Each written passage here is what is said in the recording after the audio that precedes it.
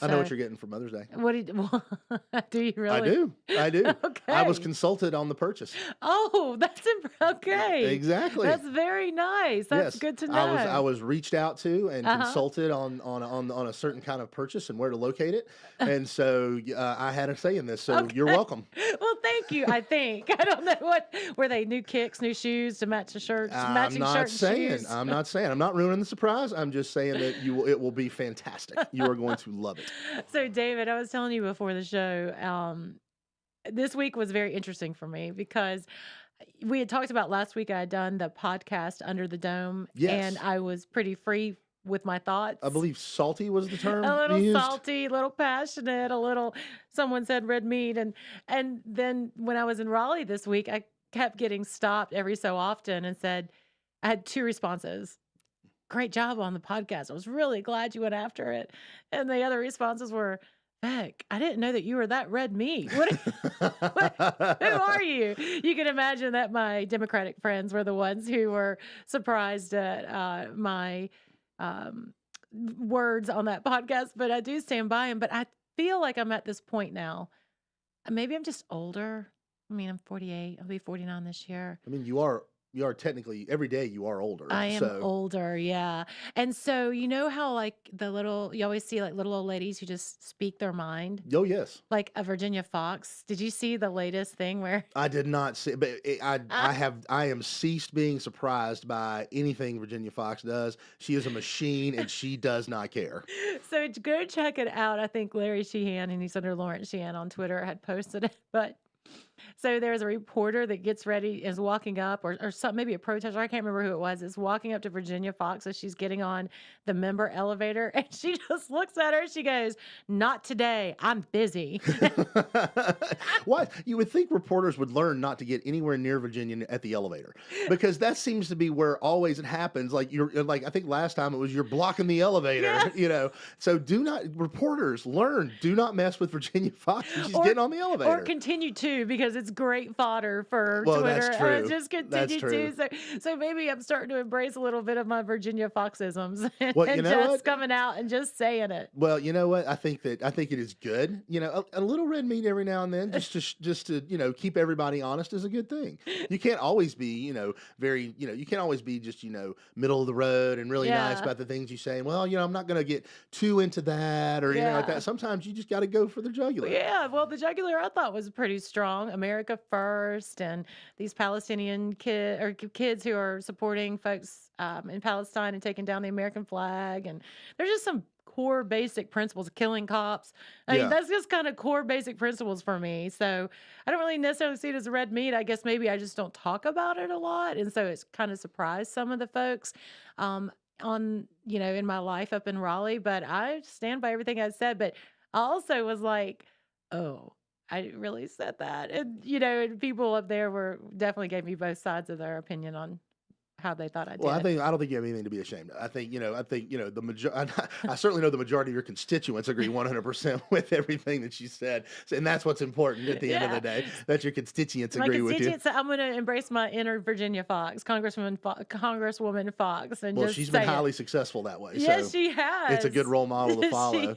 has. So She what was the has. latest down in Raleigh? I know when we were talking a little bit earlier, apparently, I know we mentioned it a couple of weeks ago, Yeah. that, projections, Oh, revenue yeah. projections coming in, were looking real good, somewhere more than what you thought, but then it's kind of like not so fast now, right? Yeah, so I think we should label this podcast conspiracy theories continue because I've Really. got a lot of We do enjoy our conspiracy. conspiracy theories. I do. I mean, I want to make sure I'm factual in what we report out, but so I will do disclaimers on conspiracy theories, but this one is pretty rough. So the budget forecasters in Raleigh a couple weeks ago came out and said, we're going to have $1.4 billion over collections. In other words, we collected more money than we had budgeted for. So we get to, spend the money where we need to, or I actually support what Senator Berger said, return it back to the people we collected it from, right? We Mhm. had a budget and didn't have it. So we obviously can run government without that extra money. So why not return it to the folks into which who gave it to us? That's kind of my thought. But um, so yeah, so then so the governor's budget comes out, which Some people use it as doorstops. I actually like to read it to see where his political mind is. Um, and the governor's budget came out, the forecast came out ahead of schedule. And then this week, actually today, the same forecasters went, oh, there's a rounding error. A rounding error. Just a little bitty rounding error. It's not 1.4 billion. No, it's more like, maybe half of that, maybe Oh, 600 million. which is about in line with where you thought it was going to be to begin with, right? Yeah. So, why was this push to send out this overinflated estimate of what their tax revenues were going to be? And then the governor's budget suspiciously comes out right after And that. I'm sure that 1.4 billion was accounted for. Uh-huh. And then this week, as we're working on our budget, the actual numbers come in and it's about half. Things that make you go, Do you think they were playing with that a little bit? I don't know. I mean, I don't think it is out of the realm of I know. possibility. I would. I mean, it's not it is not unusual for a Democrat to put out a budget that doesn't balance. Let's be fair. So, he may have already been accounting for that 1.4 billion before they ever announced it. Let's be fair. But, Yeah. there's also maybe that possibility of, oh, well, I'll put this out there. Why don't you Yeah. guys release that number? I'll put this out there and say, hey guys, we can afford it. Yeah. And then, when it comes back around and y'all say no, which of course is understood, that you're going Sure. to say no to those things, then it's mean old Republicans got the money, Mean don't want to bad. spend it. They hate people, children, Yeah. dogs, cats, and fish. So I mean, who knows? I mean, in the world of Raleigh and the politics, I guess anything's possible. So, the one thing that irks me every time, this is the second year that he's done this, the governor's office has done this. I'm going to call him the anti-transportation governor. Remember that he does not value transportation or roads or anything because he continually tries to defund transportation. And again, in this budget, he wanted to decrease the amount of money that goes into transportation for funding. I'm like, how tone deaf are you? I believe, the number one thing that most constituents want, especially in fast growing areas, is better roads. And yet you continually try to defund transportation. And that's what he did again in this budget. See, and I'm with you. It seems very tone deaf, knowing the importance of and we're still not fully funded to the projects I that we know. committed to 20 years ago. I know. Why would you continue to cut transportation? Makes I no don't sense. know. You're listening to We're Just Saying on WSIC News. We'll be right back.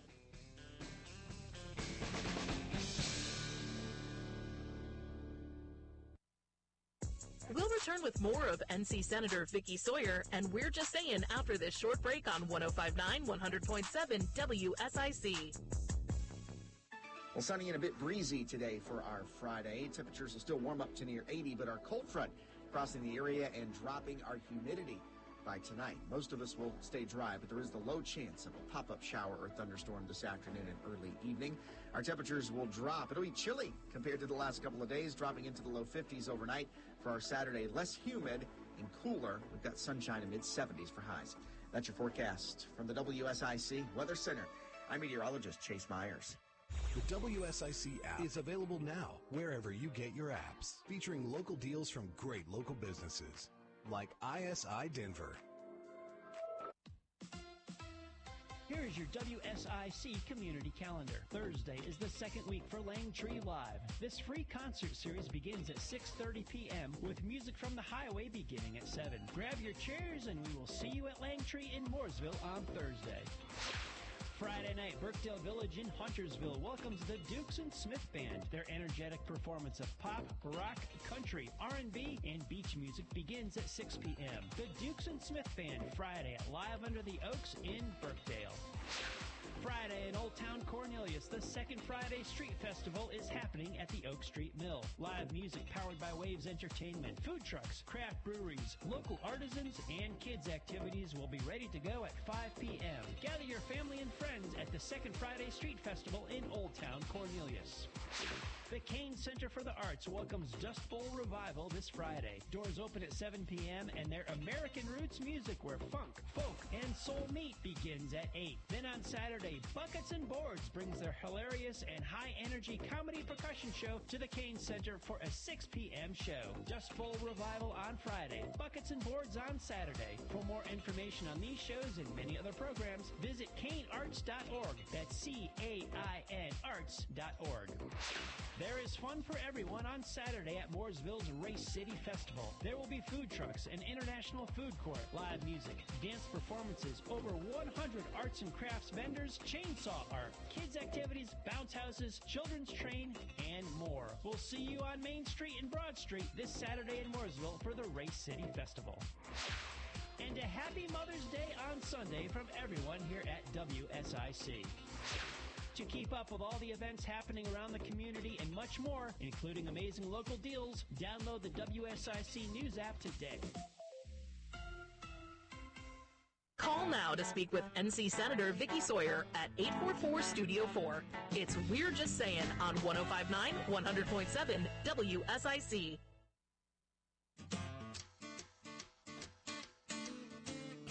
Welcome back to We're Just Saying on WSIC News Radio with Senator Vicky Sawyer and David. If you'd like to be part of our show, 844-STUDIO-4. We are still streaming live on the WSIC News app. So going back, before the break, we were talking about the governor's budget and things like that and transportation. One of the things that is interesting to me is, the governor is from down east. Right. Yes. And so rural revitalization, rural development, and things like that, obviously, is something that the Republican leadership has been very focused on through broadband expansion, incentives, the mega sites, and things like that have been funded. Was there anything that you noted in there around rural revitalization? Oh gosh, I don't know that I specifically looked into that. I was more diving into transportation, but I did go to a rural area this week in eastern North Carolina and was completely impressed with some of the revitalization efforts that are going down there. What'd you see? I saw in Pembroke, North Carolina. I went down to attend a fundraiser for a friend, Senator Danny Britt, and it was beautiful. So they have some folks who, the University of Pembroke's there. They just graduated, I can't remember how many nurses that all pretty much have jobs, right? So they've got a really good economic hub there with the Pembroke, UNC Pembroke. And then they have some folks in the local community that have reinvested and rebuilt some great areas. So they have a live, work, and play area. And it was just beautiful. I tell you, the more I'm down in eastern North Carolina, I understand the love for that area because it really does give me that feel of North Carolina before we had so many folks move into our area, and there's good and bad on both. I'm not saying it's bad that folks are here. I'm just saying it just reminds me of reminds me of old home. You know what I mean? Old Davidson County, the, rural roads and, where the fire department is the entertainment for the Saturday afternoon, you go and hang out. And, but Pembroke looks really, really great. And there's a couple other towns that were represented there and they really are humming and they're getting a lot of folks who are moving there too. Not nearly like we are. I think I told them, I said, guys, because I talked to I think the mayor of Roland and a few other small town folks, and they were talking about, revitalization. I said, you guys just need to do a complete ad campaign to disgruntled North Carolinians who live in our area. Because hate the traffic, come here. Hate the traffic, and Mooresville moved to Roland, North Carolina. We got good housing prices, and now they struggle with some shopping and some other things like having a hospital that can stay open. I mean, there's some, you're living in a rural area, but my joke is you guys, if you want some folks to move down, you might want to start advertising to our community. And they said, we will happily take them. We will bring it. And so the eastern part of the state, especially around the coast, is some of the fastest growing areas in the nation. It is. And so I think it's at Brunswick County that's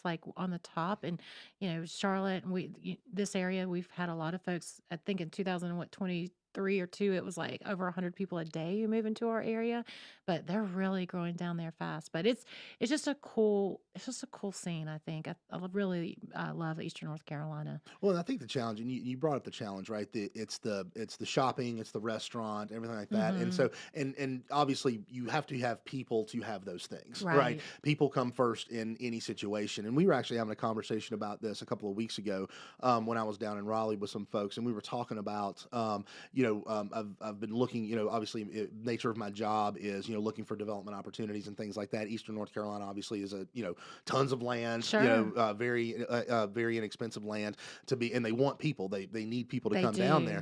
do. And really, what I have sort of been looking at and sort of settled on is we really kind of need to get back to the concept of when we saw growth in rural areas and things like that way back was it really revolved around industry. If you remember, Mooresville in our area Right. started around a mill, right? And bringing back essentially a Good variation of the point. concept of the mill town, bringing industry, but bringing development partner, housing partner, where not only do we bring the industry, right? Because industry needs the people. So you Hmm. have to coordinate the bringing the people in and the housing and the infrastructure necessary to bring those industries in. There's 2,000, 3,000, 4,000 acres that you can get, but you really almost need to bring back the concept of the mill town where we don't just bring in an industry, Hmm. we bring in housing and develop and bring jobs and things like that because there's not enough people in Eastern North Carolina to staff. If you bring in a major car factory, that's going to be 4,000 jobs. There's not Hmm. enough people to staff that, skilled laborers Hmm. and things like that with background. So bring in the concept, provide incentive around, provide incentives and around, development and commercial and things like that to develop around industry and really make Hmm. it almost like when a railroad track ran through an area, towns sprung up around it. Bring it Hmm. similar. We have great roads going to Eastern North We Carolina. The do. Democrats saw to that many, many years ago. We So do. there's great opportunity there. So we have the infrastructure there transportation wise. Yeah. Let's bring the industry, but you bringing the house and everything like that, make it a coordinated effort. Hmm. And I feel that's a way that you could, of course, I'll be the first to say I don't know anything from anything, but it seems like to me that, it worked back then. Hmm. Why can't it work now? I think so, and look at where we sit on the eastern seaboard. I mean, we're smack dab in the middle between Florida and New York, and there's great ports all up and down our area. So moving and getting goods out of across seas should be a little bit easier. Yeah, I mean, I totally get it. It's kind of cool. Like everything old is new again. Like we're still having the same problems we were, just different times. So Exactly. it's pretty cool. But you know what is like what is old is new again? Voter ID lawsuit. It wouldn't be does a month go by that there's not a voter ID lawsuit? I know, I know. Well, so this is the same lawsuit. It got heard again in the federal court, actually in Winston-Salem with Judge Loretta Biggs, who is the eternal boogeyman of the Republican Party when it comes to voter ID. But this is a federal lawsuit that started, gosh, maybe 5 years ago after we passed that 2018 law about the photo requirement. And so now they're hearing, or they heard arguments, and there's no new arguments, right? Um, real- the NAACP says they're going to present data that shows that Black and Latino voters are more than twice as likely to not qualify for an ID. How does one not qualify I for mean, an ID? I don't. Now I Now, could now, understand Latino if they weren't legal right. immigrants, right? So that's kind of the point. Yeah. So that I understand, but I mean, How do you not qualify? That if you are a citizen of this country mhm. and you how do you not qualify for an ID? I don't. That doesn't make any I sense, don't know. It's regardless of your race. right. I don't. Again, I think that's what they're trying to continue this narrative that somehow folks who are Black and Latino are not capable of bringing an ID somewhere. But these same folks I know are very capable in doing most everything else in life that requires basic identification. So I don't know. I don't get it. But this is what is scary to me. So the judge had mentioned that she is going to not immediately rule on this, which means what? Oh, I mean, she's going to hold it until like probably right up around election time, so she I can move an election. I told you this is going to be a conspiracy theory laden podcast, and that's one of I my don't know that that's a conspiracy theory. I think that's probably an educated guess. Is that what you would call Yeah, it? there's a line. There's a fine line between educated guess and conspiracy theory. I think that's probably educated guess right there. Oh my gosh, this thing. I mean, come on, like just lose and go on. I mean, this is something that seems very simple that when you vote, you should prove who you are. Like when I cash a check at the bank, I need an ID to prove who I am. Or Well, and this from this from the party of the righteous defenders of election integrity. I mean, let's hold off on a ruling until it can do the most damage, or I see maybe how things worked out in the election, or maybe I'll sue a candidate in multiple fronts to try to eliminate them from the ballot. Maybe I'll be an attorney general in a state and kick another candidate off the ballot. But we're for election integrity. January 6th, our country was under attack. Oh my gosh! But then you do all this crap. No. You can't. You don't need to show a voter ID. No. That's not the way it is. Yeah. Give me a break. You think? I try to find the good in people, and I continually get disappointed in this regard because I'm like, maybe it just happens to be a circumstantial thing, but no, it seems pretty deliberate at this point. Well, So at the end of the day, I would love to think that not to say that many people don't have altruistic motives to the things that they do. I'm sure that they're out there somewhere. Yeah. But in these things, every single tactic, direction, action is about political advantage. Oh, It is yeah. 100% about it. The reason why Biden does nothing about the border is because it's not about necessarily giving, they'll say, oh, well, we need to give, dreamers and illegal aliens the right to vote, right? And everything like that. But, that's not going to come through, and they know that. But you know what does happen is all of these migrants coming across the southern border, they go and they settle in areas, and it increases the population in those areas, many of them Democrat. Then we do a census. Ding, ding, And we do a ding. census, and look how many more people are now in this Democratic area or state than were. Guess who gets another congressman? This Democratic state in this Yeah. Democratic area.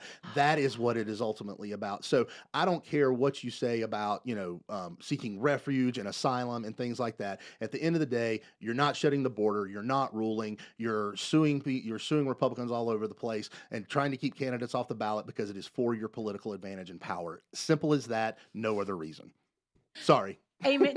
Sorry, that's amen. I think, see, again, like right into our conspiracy theory stuff. I mean, yeah, you're right. I mean, I've heard that theory before, but it just seems like it's so true. And like, why would you, not ruin, I guess, but compromise our country's safety and Well, they'll fix that later. Once they get their power back, then they'll fix that. Oh, okay, yeah, It's that's like, right. It's like, no, we're not going to let this keep going. But when we get our power, when we get all the power we want, we'll go back and we'll fix that part of it. Oh my gosh, you know what? Also, Of course, this is also the party of defunding the police. So go figure. that is true. Maybe when we get back, we can talk about a new pet peeve I have. Oh, a new one? Well, kind of. I'm developing this thing where Republicans have accepted the idea that we're in culture wars. I don't like that word anymore. You don't like the term culture war? Nope. No, we can talk about it after the break because I have a theory about that one too. Do you have a new term? Maybe. Oh, interesting. Maybe. Little foreshadowing A little here. foreshadowing. Could be changing the political narrative as we speak. I hope so. Today, we change the narrative. All right. Well, you're listening to We're Just Saying on WSIC News Radio. We'll be right back.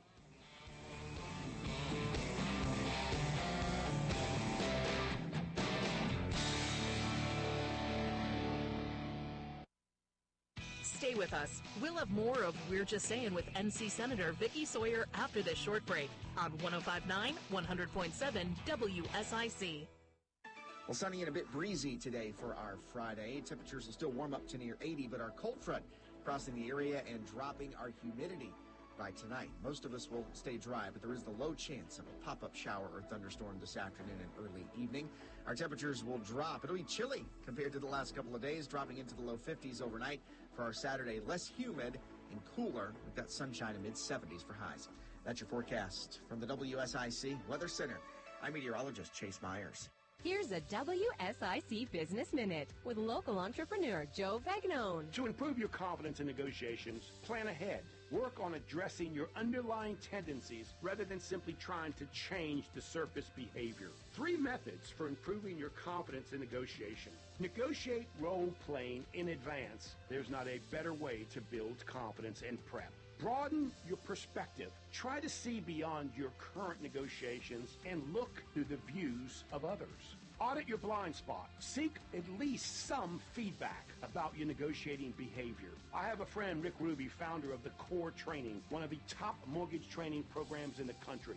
Rick taught me big conversations equal big money. So prepare for the big conversation and go get your big money. This has been a WSIC Business Minute with Joe Vagnone. Listen for tips on how to improve your business daily on WSIC. News, talk, now. Right now, Sharp's Lawn Equipment is offering 0% financing up to $800 rebates and Toro Time Cutter mowers as low as $29.99. Visit Sharp's Lawn Equipment in Statesville or visit us at sharpslawn.com. Join your friends from Oswald Baptist Church in Troutman, Sunday mornings at 8:30 on WSIC.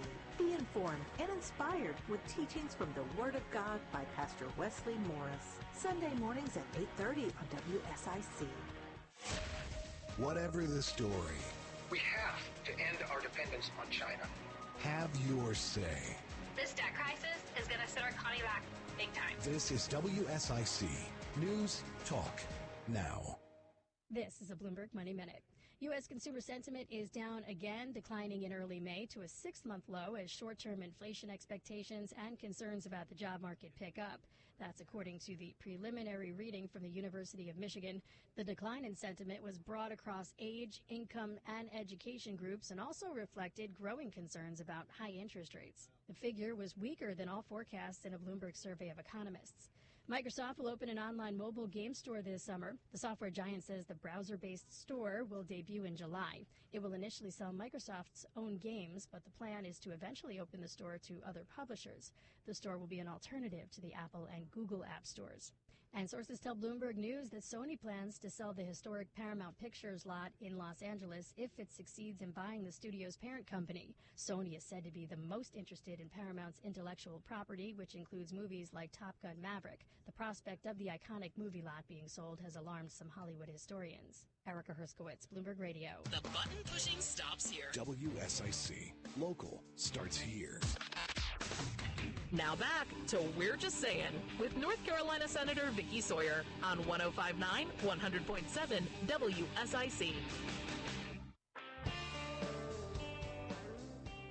Welcome back to We're Just Saying on WSIC News Radio with Senator Vicky Sawyer and David. If you'd like to be part of the show, 844-STUDIO-4. We are still streaming live on the WSIC News app. So before the break, you were foreshadowing that you are the term culture war is that you're waging a war on the term culture war apparently. So a little background, like what got you onto this? Is this still stemming from your podcast? A little bit, your yeah. saltiness on your last podcast. Yes, it was my salty podcast. And someone was on there talking about, well, the Republicans are bringing these culture wars. And then I was listening to a conservative podcast, and then they were talking about culture war. And I'm like, wait a minute. Words matter. What are you guys talking about? Because when they use that term, culture war, they're talking about things that really the Democratic Party are bringing up that's usually only supported by a fringe group who is attacking common sense, like boys play in boys sports, girls play in girls sports. And that to me is just common sense. But apparently it's a culture war and it's attack on, a class of people. And I'm like, no, guys, it's not culture war. It's just common sense. No, 100%. And I think that, we hear that term and I always hate the buzzwords of how things get described and how we try to encapsulate these things in these catchy terms. I guess it's more of a thing for media to be able to talk about at the end of the day. But, it's one of those things where it's like, there are things in our society that change because they need to, right? And then there's things that people want to change just because they want them to change, right? And right now, the things that are changing that are being pushed right now, as you accurately stated, are coming from a small minority of an area that push these ideas that society needs to alter not just how it acts, but its way of thinking, its common sense of simply looking at things and saying, words have meanings. There are ways and constructs that society is set up that allow it to function. And then there are people that just they want society to bend to their individualistic need. Right. And that is not how it works. Right. Now when we're not saying be discriminatory. We're not saying No. you can live, yes, live within the law, Absolutely. live the way you want. Freedom. We don't want you to be discriminated against, but we're Right. not, but our job is not to change everyone else's view and to accommodate you. Right. That's not how this works. Right. And that's really what really these culture or the war on common sense has now come to is it's a very small minority of people who want the broader society as a whole to alter that. And we're not talking like the way it was like in the 60s with the civil rights movement and everything like that. Totally necessary. That was totally necessary. Yes. That was mass discrimination on a wide scale. Yes, we needed to alter the way, but that was institutionalized. Right. All right. The concept of a boy being a boy and a girl being a girl is not an institutionalized thing. No. It is a simple common sense understanding of biology and of the way humans have functioned the entirety of their history. Yeah. Those are different. Institutional discrimination, absolutely root it out and get rid of it. Yeah. But you do not change the basic premise of reality to accommodate your needs. So, point an example: a furry. Oh, good Lord. Somebody actually told me that. I must be woefully uninformed. Okay. I did not even know that was a thing. That you didn't know that a furry was a thing? I didn't. It was a childhood toy at one time, I think. Okay. Now it is where people who I would argue are having mental issues with reality, and they act like an animal, dress like an animal, and for all intents and purposes believe they are an animal. You know what? You do you, boo. That's fine. You can run through the woodlands on all fours wearing ears. Have at it. Have fun. But the moment that you look at me and tell me that I have to address you by your or provide you a litter box to go use the bathroom or to modify my business so that you can run around on all fours and pretend to be an animal, That's what I'm saying. So it's not a culture war. I think it is a war on common sense. Yeah. And that's what I think we should start saying about, because I'm sick of this thing or idea or construct of that, that we have to somehow that reality is this malleable thing that has to be fought over constantly. No, there's biology here, buddy. It's the way it works. Yeah. So, and I think the challenge what I think sometimes we miss, and I'm all for individuality. Sure. You be you, that's fine. The problem that I see in this country is we have collectively and progressively, because we embrace this individuality, but we do not also support and encourage people to conform into a national identity Right. of what it means to be an American. Yes, we're the salad bowl, the melting pot. Come bring your, but the problem is people come here and they keep their culture, they keep their view, they keep their individuality from wherever it was they came, but they don't collectively embrace an idea of being a citizen in America. Mhm. And I've said this before.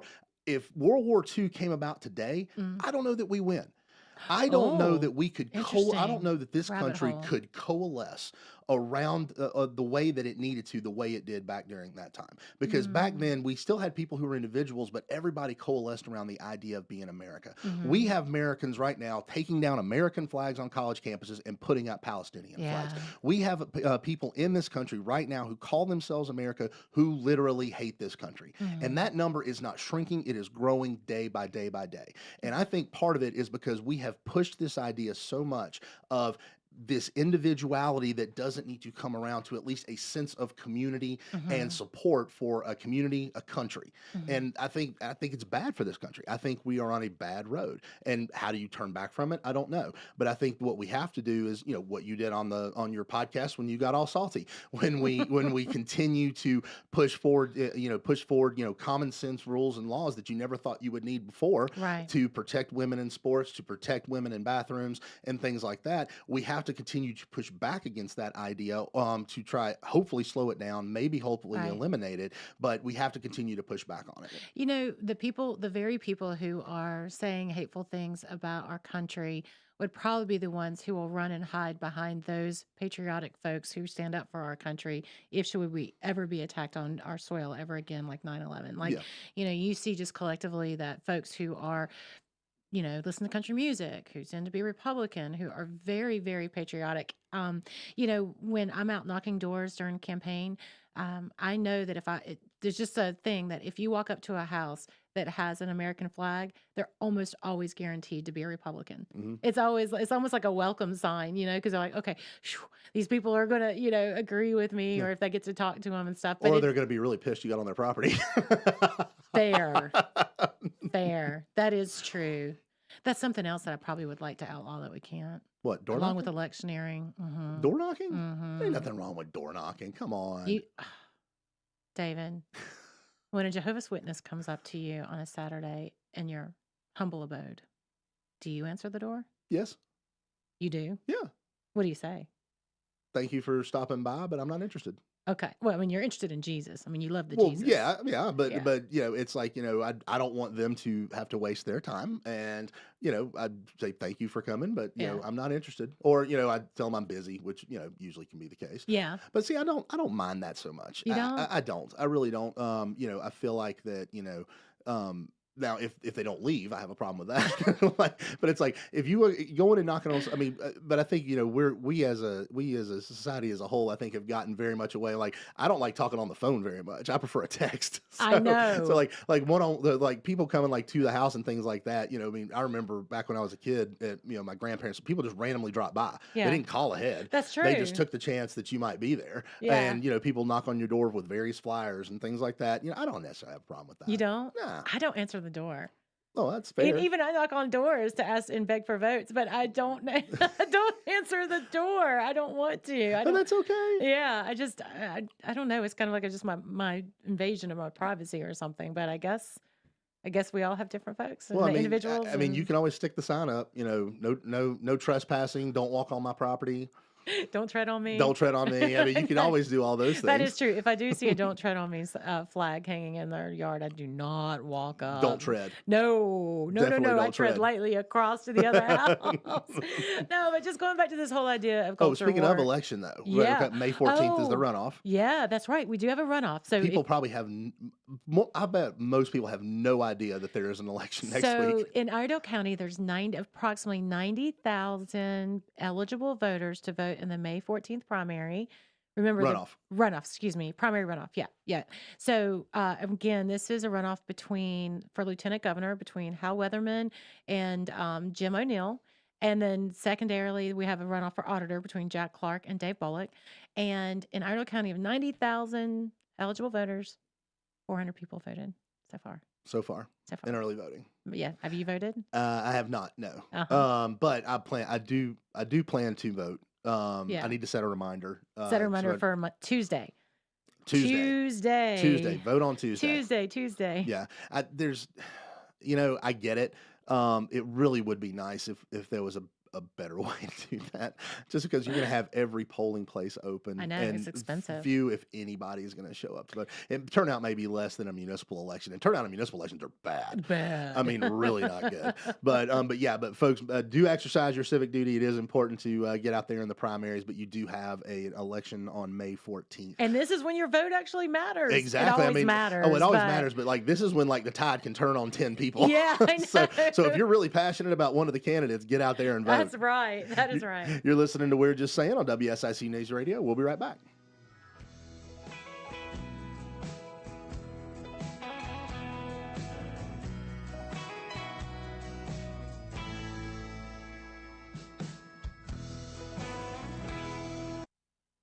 Stay with us. We'll have more of We're Just Saying with NC Senator Vicky Sawyer after this short break on 105.9, 100.7 WSIC. Well, sunny and a bit breezy today for our Friday. Temperatures will still warm up to near 80, but our cold front crossing the area and dropping our humidity by tonight. Most of us will stay dry, but there is the low chance of a pop-up shower or thunderstorm this afternoon and early evening. Our temperatures will drop. It'll be chilly compared to the last couple of days, dropping into the low 50s overnight for our Saturday. Less humid and cooler. We've got sunshine in mid-70s for highs. That's your forecast from the WSIC Weather Center. I'm meteorologist Chase Myers. Here is your WSIC community calendar. Thursday is the second week for Langtree Live. This free concert series begins at 6:30 p.m. with music from the highway beginning at 7. Grab your chairs and we will see you at Langtree in Mooresville on Thursday. Friday night, Brookdale Village in Huntersville welcomes the Dukes and Smith Band. Their energetic performance of pop, rock, country, R&B, and beach music begins at 6 p.m. The Dukes and Smith Band, Friday at Live Under the Oaks in Brookdale. Friday in Old Town Cornelius, the second Friday Street Festival is happening at the Oak Street Mill. Live music powered by Waves Entertainment, food trucks, craft breweries, local artisans, and kids activities will be ready to go at 5 p.m. Gather your family and friends at the second Friday Street Festival in Old Town Cornelius. The Kane Center for the Arts welcomes Dust Bowl Revival this Friday. Doors open at 7 p.m. and their American Roots music where funk, folk, and soul meet begins at 8. Then on Saturday, Buckets and Boards brings their hilarious and high-energy comedy percussion show to the Kane Center for a 6 p.m. show. Dust Bowl Revival on Friday, Buckets and Boards on Saturday. For more information on these shows and many other programs, visit canearts.org. That's C-A-I-N arts.org. There is fun for everyone on Saturday at Mooresville's Race City Festival. There will be food trucks, an international food court, live music, dance performances, over 100 arts and crafts vendors, chainsaw art, kids activities, bounce houses, children's train, and more. We'll see you on Main Street and Broad Street this Saturday in Mooresville for the Race City Festival. And a happy Mother's Day on Sunday from everyone here at WSIC. To keep up with all the events happening around the community and much more, including amazing local deals, download the WSIC News app today. Call now to speak with NC Senator Vicky Sawyer at 844-STUDIO-4. It's We're Just Saying on 105.9, 100.7 WSIC. Welcome back to We're Just Saying on WSIC News Radio with Senator Vicky Sawyer and David. If you'd like to be part of the show, 844-STUDIO-4. We are still streaming live on the WSIC News app. Yeah. So a couple of items before we get over to Rated X. Oh my gosh, Rated X. We do have another segment on Rated X. You said it was back last week. We're staying true to it. But one of the things that we were talking about before the break was you had in your spectacular show prep that you had sent me, you had education and Dems and big business. Yeah. So tell me what you meant by that. Well, what I meant by it is just there was a report that was out and it talked about how many people work for public education. And then it kind of went to me and I was like, oh, I get it.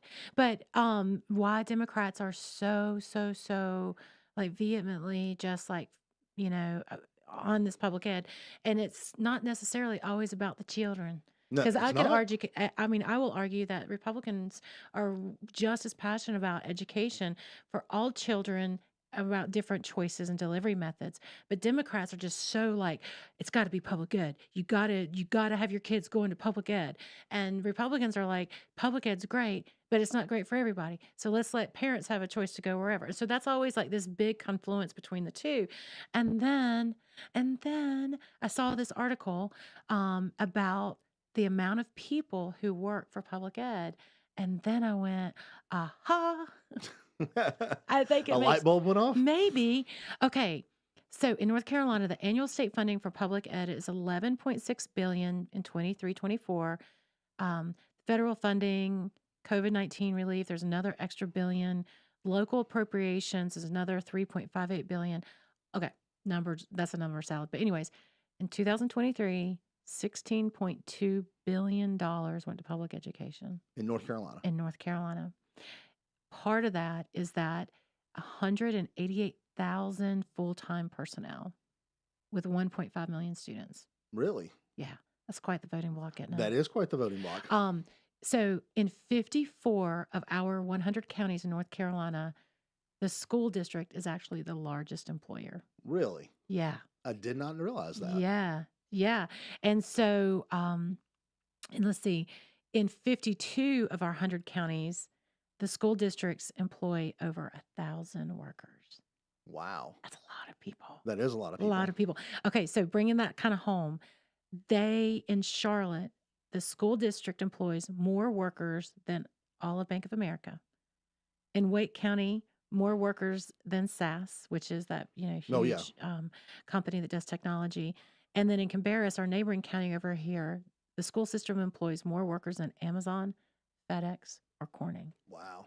That is. So to round out my conspiracy Friday, and sometimes we hear Republicans retort back, fund students, not systems. And now I know why. I feel like now I see some of the things why Democrats are always so up in arms about public education, because the system is what they're fighting for, not necessarily the children. And I think that is an accurate assessment, because I mean every in Republicans as well, there are it's always easier to coalesce around an issue that a large group of people will get behind, right? Mhm. And try to secure that. So public education obviously is a big one, but I think that one of the interesting things that that you mentioned is keeping the system in place as opposed to where the students can go, right? Because I mean, Yeah. you've seen that in the pushback you have gotten, the vehement pushback on the Sure. opportunity scholarships Sure. and the ability of parents to be able to leverage those state funds allocated to their child to decide where they would go in Right. educationally speaking wise. Right. And I think that raises a good point. But you see it the same way with unions, right? Mhm. You will always see Democrats coalesce around collective bargaining and unionizing and everything like that, because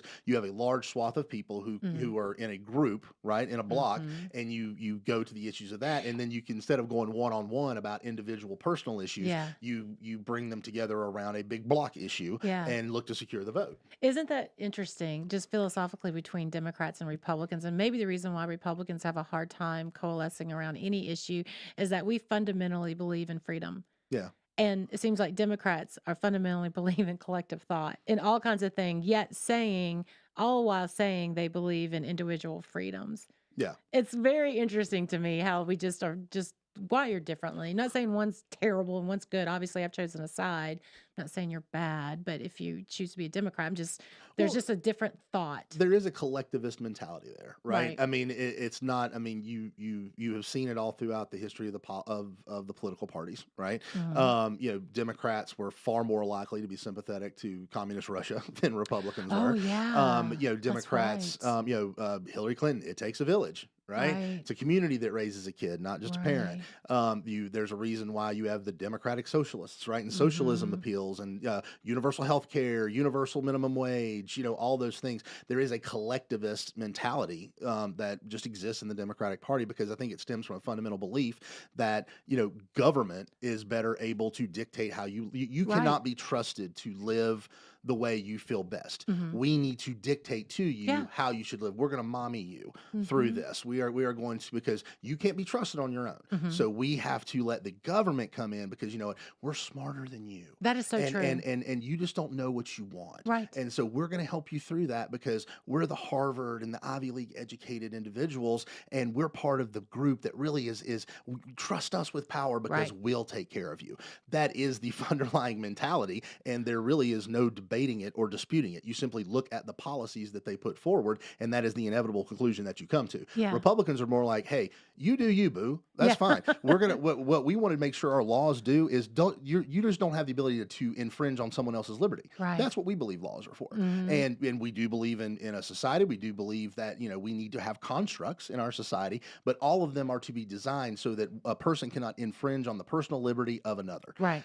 Democrats, on the other hand, want a big government and everything like that deliberately, because you can't be trusted with your freedom. Right. And that's not a new revolutionary idea. That multiple Republican thinkers and politicians have articulated that throughout the decades, but it really is the fundamental difference between the two parties these Right. days. Right. And I think some of this other just is noise to absolutely, I think as Republicans, we need to do a better job of explaining that we are the party of personal liberty and freedom. And I really do shy away sometimes from some of these other folks in our Republican on our far right right? Who thinks that we need to take our values and spread it over to all these other people. I'm like, no, guys, we are for freedom, economic and personal freedom. And that comes in all forms, right? And that's really should be our crux of our what we talk about, instead of just this, relying on a nanny state to teach us and tell us what to do. Absolutely. But and so that actually filters nicely into Rated X, because obviously we did opportunity scholarships last week, but there was a last minute one that came through on you that really was pretty good. Oh my gosh. We need to find it real quick. I'm sorry, because I got caught in some other stuff. But I was talking about the North Carolina Senate that we approved 54,000 opportunity scholarships more, because it was such a thing. So there was a tweet out about that. Like, so I'll read the tweet if you want to read the slam. I'll read the Okay. slam. So my tweet said, I'm thrilled to share that the Senate has just passed the House bill that clears the wait list for school choice programs by funding over 54,000 opportunity scholarships. This bill is a game changer, ensuring that every child in our great state can access the school that best fits them. Exactly. And the response came in from Beatrice, no Ukrainian flag. Beatrice. But said, while you're praying today, ask God to forgive you for not funding public schools. So I don't know if you, hopefully you did that. Hopefully you did that, but for not funding public schools. And then you had a typo correct. I did. Beatrice was on fire this week. She was really upset with me. Yeah. So talking about the Salty podcast, and I posted out about, please listen in to Under the Dome, and I had misspelled something, which is not uncommon for me. Yeah. I'm sorry. I have many talents, but spelling and keeping up with my calendar, which is two very important things. Exactly. I'm not necessarily the best at. So the post went through, talked about, listen to, and I had a typo. She made sure I knew that enhancing was. You had enhancing instead of enhancing. Yeah. And her response was quotation marks, enhancing question mark. So, I always love the grammar police on the internet. I need to send that woman a check, because I obviously am renting a lot of space in her head. Clearly, honestly, you are making an impact there. But shout out to Beatrice. Congratulations on your internet points. Yes, exactly. For correcting the senator's grammar. I hope your day is so much brighter. Exactly. You are so good. Oh, and then lastly, I'm so excited. We had secured some state funding, and local folks had helped for the city of Statesville, which operates a air park. And remember, it's a very big economic driver for our area, especially with the NASCAR teams and other type of large manufacturing and companies that use that as their home base. And remember, there's no traditional commercial. It's just, it's all private passenger. Anyways, they needed a new terminal, and so we were able, thankfully, to secure them some funding and reinvest into that. And so yesterday was groundbreaking day. I got to wear my white helmet, which I have a big head. And when you see one of those hard hats go on, I feel like it looks like a beanie. I need to just get one with a little twirly thing, because I just it sits on. Anyway, sorry, that's a little bit too deep in my mind. That's pretty funny, right there. It just does. That's pretty funny. So, anyways, and also I learned that in a media training class that you should do on the site videos, hey, I'm here at the groundbreaking. I'm really excited. Instead of just doing the normal type. So I'm trying to get better doing those instant camera shots and stuff on Twitter. You're building your influencer I'm brand. a student, if nothing else. I'm trying to learn on all of this good stuff. So I tweeted about the city of Statesville Airport groundbreaking. I was excited. I said some mentions about that stuff. And of course, Sarge 12. Great. They get an airport while the rest of us in your district sits in traffic. Poor Sarge. Our Sarge, man. Sarge, I'm sorry. Well, we had multiple Rated X's. Well, I know. You got some stuff to work on. You're praying, you're spelling, and the traffic. Yeah. So get on that. While we have a few minutes left, happy Mother's Day to you. Thank you, sir. And happy Mother's Day to your mom, and also to Amanda. Thank you very much. And also shout out to my mother, whose birthday is tomorrow. So wishing my mom a very, very happy birthday. Sometimes Mother's Day and her birthday coalesce on the same day, which is awesome for me. Yes. But happy birthday, Mom. Love you. Thanks for listening. Thank you for listening. Serving you